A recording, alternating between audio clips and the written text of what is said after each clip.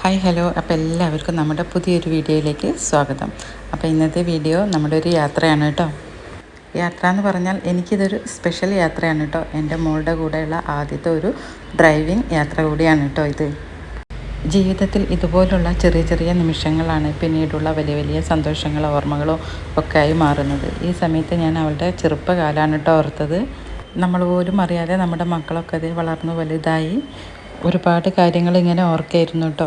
ഇപ്പോൾ ദേ അവളുടെ കൂടെ ഇങ്ങനെ ഒരു യാത്ര ചെയ്യുമ്പം ഒരുപാട് സന്തോഷം തോന്നി.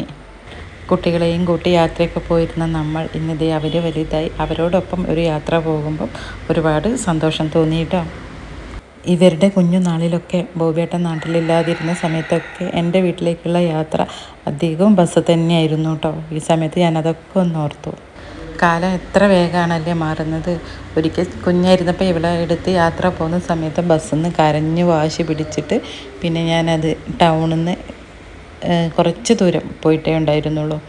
പിന്നെ അവിടെ ബസ് ഇറങ്ങി പിന്നെ അവിടെ നിന്ന് ഒരു ഓട്ടോ പിടിച്ചിട്ടാണ് അന്ന് ഞാൻ എൻ്റെ വീട്ടിലേക്ക് പോയിരുന്നത്. ആ അവസ്ഥയും ആ സമയവും ഒക്കെ ഞാൻ ആലോചിച്ചു കേട്ടോ. ഇന്നിപ്പോൾ ഇവളുടെ കൂടെ ഇങ്ങനെ യാത്ര പോകുമ്പോൾ ജീവിതം തന്നെ ഒരു യാത്രയാണ്.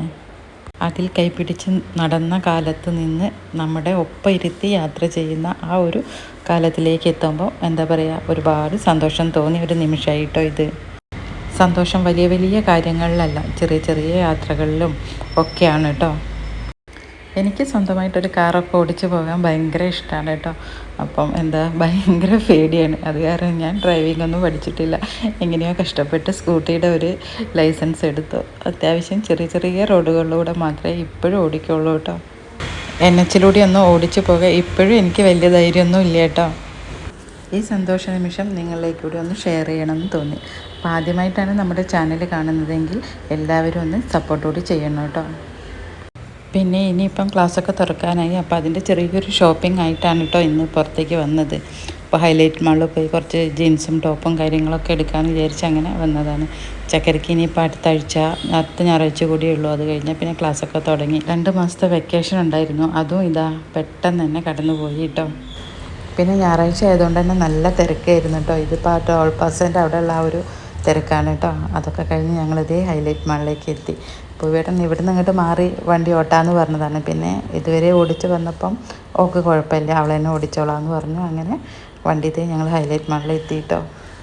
പിന്നെ ബോബിയേട്ടൻ അടുത്തിരുന്ന് ഇങ്ങനെ പറഞ്ഞു കൊടുക്കുന്നതുകൊണ്ട് ആ ഒരു ധൈര്യത്തിൽ അങ്ങനെ വണ്ടി ഓടിച്ചു കേട്ടോ. പിന്നെ പാർക്ക് ചെയ്യാനൊക്കെയാണ് കുറച്ചൊരു ബുദ്ധിമുട്ടുള്ളത്. പിന്നെ വലിയ നല്ല തിരക്കായിരുന്നു, പക്ഷേ സുഖമായിട്ട് വണ്ടിയൊക്കെ പാർക്ക് ചെയ്തു.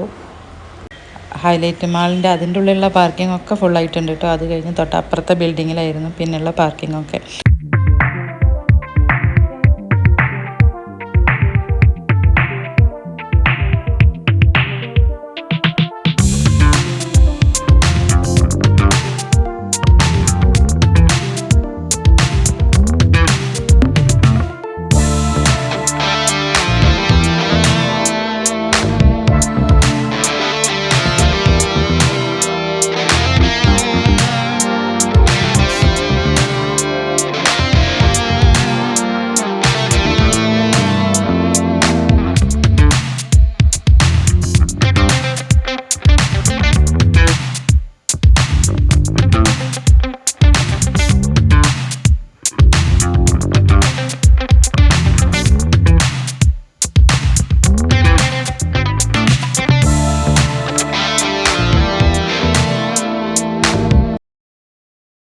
അങ്ങനെ വണ്ടിയൊക്കെ പാർക്ക് ചെയ്തു. പിന്നെ ഷോപ്പിങ്ങിലേക്ക് പോയാൽ പിന്നെ അറിയാമല്ലോ, ടൈം പോകുന്നതേ അറിയില്ല.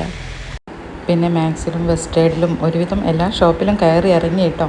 ഏതായാലും ഇഷ്ടപ്പെട്ടതൊക്കെ കിട്ടി. പിന്നെയെന്ന് പറഞ്ഞാൽ നമുക്ക് ഭയങ്കര തിരക്കായത് കാരണം ഡ്രസ്സ് എടുക്കുന്നതിലും പാടായിരുന്നു. നമുക്കതൊന്ന് ഡ്രസ്സ് ചെയ്ത് നോക്കാനുള്ള ഒരു തിരക്ക്. നല്ല ക്യൂ ആയിരുന്നു കേട്ടോ അവിടെയൊക്കെ. ഏതായാലും ഡ്രസ്സൊക്കെ എടുത്തു. അങ്ങനെ ഷോപ്പിങ്ങൊക്കെ കഴിഞ്ഞപ്പോഴത്തേക്ക് തന്നെ ഒരുപാട് നേരം വൈകിയിട്ടുണ്ട് കേട്ടോ. പിന്നെ ഒരു സിനിമയ്ക്കൊന്നും പോകാനുള്ളൊരു ടൈം ഉണ്ടായിരുന്നില്ല. പിന്നെ ഏതായാലും ബീച്ചിലൊന്ന് കയറിയിട്ട് പോകാമെന്ന് വിചാരിച്ചു. ചക്കര കുറേ ആയിട്ട് പറയുന്നതാണ് ബീച്ചിൽ പോകാൻ. കഴിഞ്ഞ ദിവസം പോയപ്പോഴും അങ്ങനെ തന്നെ വണ്ടി പാർക്ക് ചെയ്യാൻ പറ്റിയിരുന്നില്ല. അത് കാരണം അന്ന് ഇറങ്ങാതെ പോകുന്നതാണ് കേട്ടോ. പിന്നെ ഷോപ്പിങ്ങൊക്കെ കഴിഞ്ഞ് പുറത്തിറങ്ങിയപ്പോഴത്തേക്ക് നല്ല മഴയായിരുന്നു കേട്ടോ. പിന്നെ ഭയങ്കര തിരക്കും ബ്ലോക്കും ആയി. മഴ എന്ന് പറഞ്ഞാൽ ഈ അടുത്തൊന്നും ഇത്രയും വലിയൊരു മഴ പെയ്തിട്ടുണ്ടായിരുന്നില്ല കേട്ടോ. നല്ല മഴയായിരുന്നു.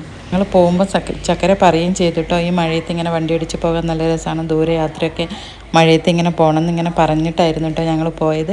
പക്ഷേ എന്തായാലും ടൗണിലെത്തിയപ്പോഴത്തേക്ക് നല്ല മഴ പെയ്തു, നിറയെ ബ്ലോക്കും വെള്ളവും, ആ റോട്ടിലൊക്കെ നിറയെ വെള്ളമായിട്ട് ഞങ്ങൾക്ക് ഇങ്ങോട്ട് പോരാൻ പറ്റും തോന്നിയില്ല, അത്രയും വെള്ളവും മഴയും ഒക്കെ ആയിരുന്നു കേട്ടോ. ഇന്നലത്തെ മഴ എന്ന് പറയുന്ന ഒരു നല്ല മഴയായിരുന്നു.